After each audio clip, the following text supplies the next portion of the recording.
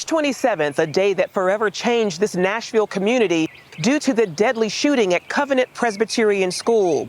Residents here, many who are Christians, continue to rely on their faith for comfort and strength, a faith that offers hope and healing as they seek to move forward.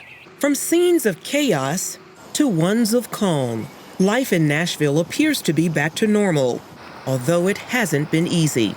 We heard the sirens going by and knew something was up. Nathan Parker serves as senior pastor at Woodmont Baptist Church, where parents waited anxiously to see their children that tragic day. So we went outside and there were already families in our parking lot running towards the door. Within, seconds, there were tons of police on site, and they said, "Where do we put these families, these parents?" And I said, "I think the sanctuary would be a good space." Space that served as both a physical and spiritual refuge. I think the prayers of our saints and the prayers of saints around the world who were lifting our church and these families to the Lord during that time provided a supernatural covering of peace, of calm. Families, there were some times of grief and some intense mourning, but for the most part, it was very peaceful and calm. Aaron and Mary Joyce joined those waiting in the pews, not knowing if their daughter Monroe, a third grader at the school, was safe. My faith was being challenged, and it was really hard. I mean, it almost felt like you're trapped in a nightmare. Once reunited, it would be weeks before the 9-year-old would open up about how she hid from the shooter firing at fellow students. She said, "Mommy, I was really still and really quiet. Everyone else was crying, and I was the only one not crying." And I still don't know how she wasn't seen. She saw the shooter, and she saw the gun sticking through their door, just going off. I still don't know what protected her that day, except for God. This violence at a Christian school has shattered this community's illusions of safety. At this point, it can happen anywhere. While grateful to still hold their daughter, the Joyces say seeing the pain of friends who lost children in the shooting has been unbearable. I can't imagine not being able to tuck in my child, or squeeze my child. I would do anything to give that feeling back to my friends. It is a pain shared by Anna Caudle. She had been a longtime friend of Catherine Kuntz, the head of Covenant School, one of the 6 killed that day. And I kept thinking, okay, well, she must be talking to the police at this point, or she must still be in the building, or she must be making sure that the kids are getting on the buses. Caudle recalls Kuntz as a selfless, devoted educator and a woman grounded in faith.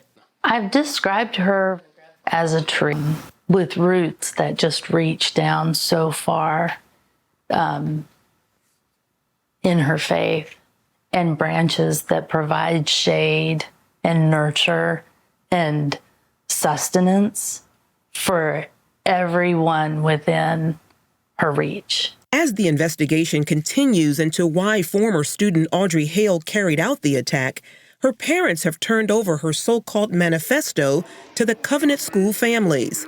Despite efforts to make the writings public, Covenant parents are fighting to keep them sealed, out of concern about possible copycat shootings. CBN News asked the Joyces about this push, but they declined to answer, citing legal reasons. Deborah Fisher of Tennessee's Coalition for Open Government says if a judge prevents the release, it would set a bad precedent. The victims and the school and the church want the court to recognize new law, to create new law in Tennessee that would allow basically a victim's veto over releasing evidence in a crime, or churches or schools or anyone with a property right, their veto. And so we think that that is not the road to go. In the meantime, many are turning to God for answers. Church attendance throughout this area was boosted in those weeks after the shooting as people turned to the Lord for help, for not just answers, but for comfort, for encouragement, for healing. Dr. Stephen Freeman of Grace Baptist Church in nearby Springfield also sees God moving in a special way. We pray for even the opportunity through something like this tragedy happening, that we can point people to the Lord. Ministry has been extending to the shooter's family.